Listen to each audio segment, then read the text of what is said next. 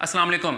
PM laptop scheme की registration का आगाज़ हो चुका है, जिसके अंदर 1 लाख लैपटॉप दिए जाएंगे और इसकी आखिरी तारीख है 20 जून। 20 जून से पहले पहले आपने एप्लीकेशन फॉर्म को सबमिट करवाना होगा। इसके अलावा मैं आपको बताऊंगा कि कौन कौन सी ऐसी यूनिवर्सिटीज़ हैं जो इस स्कीम के अंदर शामिल हैं, कौन से स्टूडेंट्स इसके लिए अप्लाई कर सकते हैं और कौन से स्टूडेंट्स इसके लिए अप्लाई नहीं कर सकते। अप्लाई करने का क्या तरीकाकार होगा, कौन से डॉक्यूमेंट्स चाहिए, किस तरीके से आपने अप्लाई करना है और इसका मेरिट फार्मूला क्या होगा, पूरी की पूरी तफसील इस वीडियो के अंदर मैं आपको बताऊंगा। इसलिए मेरी आपसे रिक्वेस्ट है कि इस वीडियो को पूरा देखिएगा ताकि आपको हर चीज़ की समझ आ जाए। स्क्रीन की तरफ जाने से पहले मेरी आपसे रिक्वेस्ट है कि मेरे इस चैनल को सब्सक्राइब कर लें, बेल आइकन को भी प्रेस कर लें। बेल आइकन को प्रेस करने का फ़ायदा ये होगा कि जब भी किसी किस्म की कोई अपडेट आएगी इस हवाले से, तो उसके ऊपर मैं वीडियो बना के शेयर कर दूंगा, उसका नोटिफिकेशन आपको मिलेगा, तो आप उसको टाइमली देख सकेंगे ताकि आप किसी भी इवेंट से मिस ना हो सके। तो चलते हैं स्क्रीन की तरफ। स्क्रीन पर हम आगे हैं, यहाँ पे आप गूगल क्रोम को ओपन करें। यहाँ पर इसकी वेबसाइट है PMYP। इसका लिंक मैं डिस्क्रिप्शन में भी दे दूँगा, आप वहाँ से भी इसको ओपन कर सकते हैं। जैसे ही ओपन होगी, सबसे नीचे अगर आप जाएंगे तो यहाँ पे लिखा हुआ है PM prime ministers laptop scheme. ठीक है, अप्लाई नाउ पे क्लिक करें।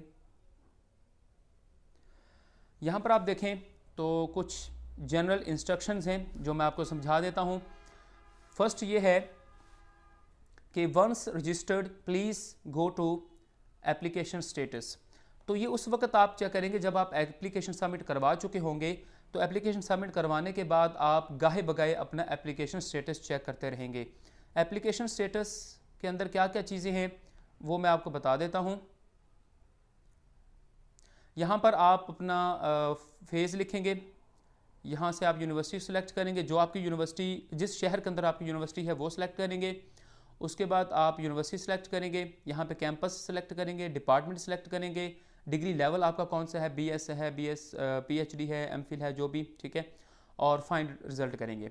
जब आप फिल्टर रिजल्ट करेंगे ना, तो आपके पास ये वाले रिजल्ट शो होंगे, इनमें से कोई एक रिजल्ट आपका शो होगा। ठीक है, तो अब मैं आपको बताता हूं कि अगर आपका अप्लाइड शो होता है तो फिर उससे क्या मुराद है। अगर आपका अप्लाइड शो होता है तो इसका मतलब है कि आपने रजिस्ट्रेशन करवा ली है। ठीक है, आपने अपना एप्लीकेशन सबमिट कर लिया है। इसके बाद अगर आप वेरीफाइड लिखा आ जाता है तो इसका मतलब ये है कि आपके डॉक्यूमेंट्स को फोकल पर्सन की तरफ सेंड कर दिया गया है वेरिफिकेशन के लिए। तो जैसे ही वेरीफाई हो जाएंगे तो आपका अप्लाइड लिखा जाएगा। इसके बाद ऑप्शन है डिसअप्रूव्ड की। अब जब आपका डिसअप्रूव्ड आता है तो इसका मतलब ये होता है कि या तो आपके डॉक्यूमेंट्स के अंदर कोई गड़बड़ है, ठीक है, या आपने फॉर्म फिल करते वक्त कोई गलत इन्फॉर्मेशन दे दी है, या आपका जो एकेडमिक डिटेल है उसके अंदर कोई मिसिंग है, कोई डाटा उसके अंदर करेक्ट नहीं है। ठीक है, तो इस हवाले से जब आप फ़िल्टर करेंगे रिज़ल्ट और अगर आपका डिसअप्रूव्ड होगा तो आपने फोकल पर्सन से कांटेक्ट करना है। फोकल पर्सन कहाँ से मिलेंगे उसकी डिटेल भी मैं आगे चल के आपको बता देता हूँ। ठीक है, तो डिसअप्रूव्ड का मतलब ये है कि आपने फोकल पर्सन से कांटेक्ट करना है, सारे डॉक्यूमेंट साथ लेके जाने हैं और उससे वेरिफिकेशन करवा के इसको ओके करवाना है। इसके बाद आ जाता है सिलेक्टेड। सिलेक्टेड का मतलब ये है कि जिस लिस्ट के अंदर ये उस सिलेक्टेड का मतलब है कि आपका नाम उस लिस्ट के अंदर आ जाएगा जिनको लैपटॉप मिलने हैं। ठीक है, तो नॉट सिलेक्टेड का मतलब ये है कि आप एलिजिबल तो थे लेकिन जिन बच्चों को लैपटॉप मिलने हैं उस लिस्ट के अंदर आपका नाम नहीं आया। मज़ीद मैं इसको अगर एलेबोरेट करूं तो इसका मतलब ये है कि फॉर एग्जांपल 109 यूनिवर्सिटीज़ हैं और 1 लाख लैपटॉप है। फॉर एग्जांपल पंजाब यूनिवर्सिटी की हम मिसाल ले लेते हैं कि पंजाब यूनिवर्सिटी को 1000 लैपटॉप दिया जाएगा। अब वहाँ पे 2000 स्टूडेंट एलिजिबल है, तो ज़ाहिर बात है 2000 स्टूडेंट एलिजिबल है, मेरिट के ऊपर आ रहा है, यहाँ पे लैपटॉप 1000 है, तो वो फिर ये करेंगे कि टॉप 1000 बंदे को उठाएंगे और उनको लैपटॉप दे देंगे। बाकी जो 1000 होगा वो सिलेक्टेड की लिस्ट में से वो नॉट सिलेक्ट आ जाएगा। ठीक है, लेकिन होगा वो एलिजिबल, लेकिन चूंकि लैपटॉप की तादाद कम थी तो उस वजह से उन्होंने टॉप जो मेरिट के ऊपर आएंगे उनको दे देंगे। तो नॉट सिलेक्टेड का मतलब ये है, नॉट सिलेक्टेड का मतलब ये है। इसके बाद है एसेट इशूड। एसेट इशूड का मतलब ये है कि या तो आपको फेज़ 1 में लैपटॉप मिल चुका है या फेज़ 2 में लैपटॉप मिल चुका है। ठीक है, तो या फेज़ 3 के अंदर आपको लैपटॉप मिल चुका है, या फिर अभी जो आपने अप्लाई किया है इसके अंदर आपको लैपटॉप तो मिल चुका है लेकिन आपको पता नहीं चला कि उसको रिसीव कब करना था। तो आप यूनिवर्सिटी के पास जाके फोकल पर्सन के पास जाके अपना लैपटॉप रिसीव कर सकते हैं। तो ये 4-5 स्टेटस थे जो मैंने आपको तफसीलन बता दी हैं। फिर भी अगर इसमें से कोई क्वेश्चन हो तो आप कमेंट्स के अंदर पूछ सकते हैं। अब हम चलते हैं कि कौन कौन सी ऐसी यूनिवर्सिटीज़ हैं जो स्कीम के अंदर शामिल हैं। तो इसकी लिस्ट भी मैं डिस्क्रिप्शन में दे दूंगा, आप वहाँ से डाउनलोड करके इसको चेक कर सकते हैं। तो ये रीजन वाइज हैं, यानी कि सूबे के लिहाज से हैं। बलूचिस्तान है, फिर फेडरल की यूनिवर्सिटीज़ हैं, खैबर पख्तूनख्वा की भी हैं, उसके अलावा पंजाब जो सूबा है उसकी यूनिवर्सिटीज़ भी हैं, इसके अलावा सिंध की भी यूनिवर्सिटीज़ हैं। ठीक है, तो ये सूबा वाइज सारी यूनिवर्सिटीज़ हैं, इसमें से आप अपनी यूनिवर्सिटी का नाम चेक कर सकते हैं। अगर इसके अंदर आपकी यूनिवर्सिटी का नाम है तो आप अप्लाई कर सकते हैं। ठीक है, तो इसके बाद मज़ीद कुछ चीज़ें हैं जो मैं आपसे डिस्कस करूँगा, मज़ीद क्वेश्चंस हैं जो मैं आपसे डिस्कस करूँगा। ठीक है, थोड़ा सा इनको हम जूम कर लेते हैं। तो सबसे पहला क्वेश्चन ये है कि अप्लाई कैसे करना है। तो अप्लाई करने के लिए यहाँ पे एक लिंक दिया गया है laptop.pmyp.gov.pk, इसके ऊपर आप जाएं और अपने आप को रजिस्टर करें। ये लिंक भी मैं डिस्क्रिप्शन में दे दूंगा। ठीक है, तो आप वहाँ से भी इसको चेक कर सकते हैं। एक बात और आपने यहाँ याद रखनी है, आपने जब भी अप्लाई करने बैठना है तो 3 चीज़ें आपके पास मस्ट होनी चाहिए और वो आपकी अपनी होनी चाहिए। अपना शनाख्ती कार्ड आपने लेके बैठना है, अपना मोबाइल नंबर आपने लेके बैठना है, और सबसे इंपॉर्टेंट अपनी ईमेल आईडी आपने लेके बैठनी है। ईमेल आईडी किसी और की यूज़ नहीं करनी, क्योंकि ये वेबसाइट जो है लैपटॉप स्कीम के अंदर जब उन्होंने कांटेक्ट करना है तो वो आपसे ईमेल के थ्रू कांटेक्ट करेंगे। अगर आपने किसी और की ईमेल दी होगी या ऐसी ईमेल दे दी है जिसको आपने कभी चेक ही नहीं करना, तो फिर आपके लिए मसला बन सकता है। तो इसलिए इन 3 चीज़ों का आपने यहाँ पे बहुत ख्याल रखना है। दूसरा यहाँ पे ये चीज़ इस क्वेश्चन के अकॉर्डिंग दूसरी चीज़ ये है कि फॉर एग्जांपल एक स्टूडेंट BS ऑनर कर रहा है और वो 7वें सेमेस्टर में है, तो उसका जो GPA है वो पिछले 6 सेमेस्टर का काउंट किया जाएगा। ठीक है, इस तरह फॉर एग्जांपल मैं BS ऑनर कर रहा हूँ, मेरा 4था सेमेस्टर है, तो मेरे पहले 3 सेमेस्टर्स के जो GPA है वो काउंट किया जाएगा। तो आई होप आपको इसकी समझ आ गई होगी। अच्छा, इसके बाद जो तीसरा क्वेश्चन है वो ये है कि मेरा जो GPA है कराची यूनिवर्सिटी का वो 3.3 है, तो किस तरीके से उसको इक्वेटेड किया जाएगा परसेंटेज के लिहाज से, क्योंकि इस वेबसाइट के ऊपर परसेंटेज चलनी है। तो वो इनका एक अपना प्रोसीजर है, यूनिवर्सिटी कोई भी हो, उसका ग्रेडिंग सिस्टम कोई भी हो, इन्होंने उस चीज़ को फॉलो करना है और उसको इक्वेटेड करके आपकी एक परसेंटेज बना लेंगे। ठीक है, तो इस हवाले से हमें यानी कि स्टूडेंट्स को खपने की ज़रूरत नहीं होगी, ये सारा इनका काम है, वो कर लेंगे। आपने सिर्फ GPA CGPA बताना है, परसेंटेज को काउंट करना according to university grading system वो इनका काम है। अच्छा, इसके बाद ये जो सवाल है इसमें उसने ये पूछा है कि मैंने यूनिवर्सिटी के थ्रू भी डॉक्यूमेंट्स इस स्कीम के लिए भेज दिए हैं, तो क्या मेरा नाम आएगा या नहीं, या मेरा अप्लाई हो गया है या नहीं। तो उसके लिए ये है कि आप यहाँ पे जो laptop.pmyp.gov.pk की वेबसाइट है, यहाँ पर आप जाएँ, अपने एप्लीकेशन का स्टेटस चेक कर लें।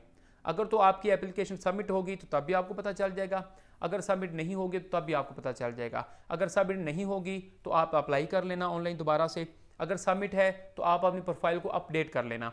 ठीक है, अपडेट करने से ये होगा कि आपकी जो एप्लीकेशन है वो रीन्यू हो जाएगी। बात समझ आ रही है।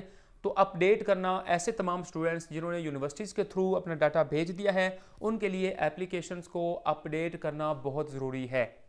इसके बाद जो अगला क्वेश्चन है वो ये है कि जो लिस्ट यूनिवर्सिटीज़ की दी गई है इनके अलावा जितनी भी पब्लिक यूनिवर्सिटीज़ हैं, जितनी भी प्राइवेट यूनिवर्सिटीज़ हैं, जितने भी एफिलिएटेड कॉलेजेस हैं वो एलिजिबल नहीं हैं। ठीक है, सिर्फ ये लिस्ट जो आपसे शेयर की गई है सिर्फ और सिर्फ यही अदारे इस स्कीम के अंदर शामिल हैं, इन्हीं अदारों को, इन यूनिवर्सिटीज़ को लैपटॉप दिए जाएंगे। इसके अलावा किसी भी एफिलिएटेड कॉलेज को, किसी भी प्राइवेट कॉलेज को, प्राइवेट यूनिवर्सिटी को लैपटॉप स्कीम में शामिल नहीं किया जा, ना ही उनको लैपटॉप दिए जाएंगे।